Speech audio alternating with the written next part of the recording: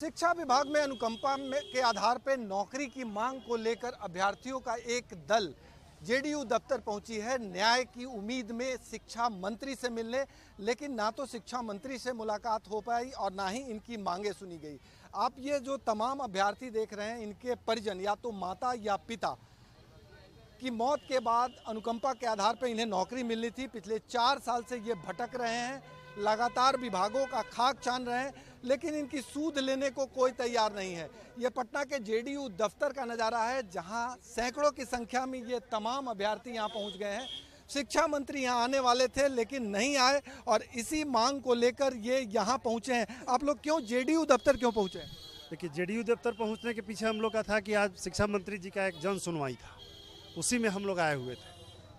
अलग अलग जिला से हम लोग रात में ही आए, कुछ लोग रात में ही आ गया है, कुछ लोग सुबह में आ गए। हम लोग 6 बजे से यहाँ पे हैं। बोला जा रहा था कि आज सब लोग आएंगे, लिस्ट भी सटा हुआ है कि सब लोग आएंगे, लेकिन अभी तक आए नहीं है कोई। क्या मांग है आप लोग? हम लोग की मांग है कि अनुकंपा पे अविलंब नियुक्ति की जाए और 6421 सीट जो भेजा गया है वित्त विभाग में, उसको जल्द से जल्द स्वीकृति दी जाए। हम लोग वित्त विभाग में किसी अधिकारी से मिलते हैं तो वो कहने लगते हैं राजा से मिलिए। अब राजा से मिलना इतना आसान रहता है तो हम लोग ऑफिस के बाहर चक्कर थोड़ी ना लगा रहे होते हैं। राजा मतलब? अब सब लोग जानते हैं, नीतीश कुमार जी हैं।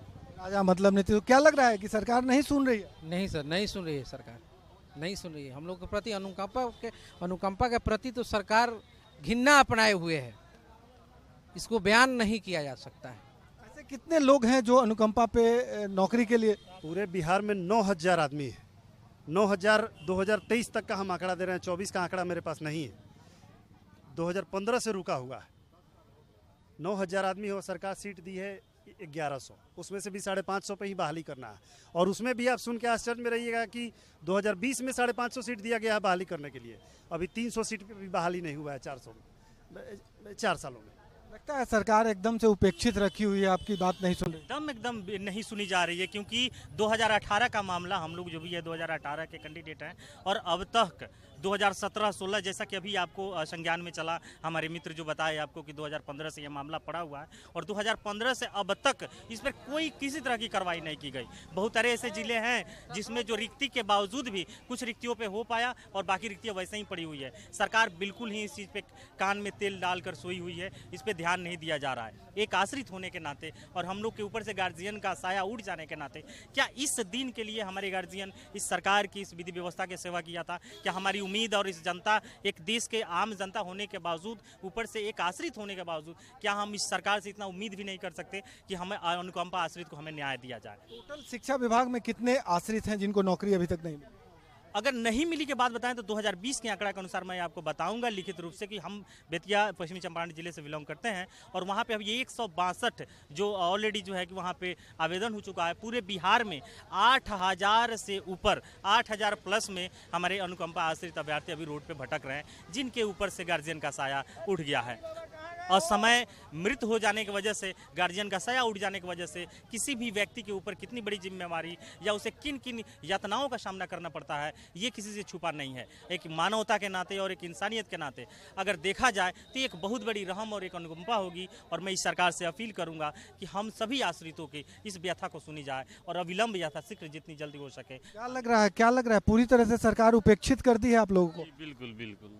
अब तो हिम्मत भी जवाब दे रहा है हम लोग का कि क्या करें क्या नहीं करें। वहाँ जिला में जाते हैं तो बोला जाता है पटना जाइए, पटना आते हैं तो यहाँ कोई मिलता ही नहीं है। पुलिस से भी हम लोग को धक्का दिलवा के भगा दिया गया।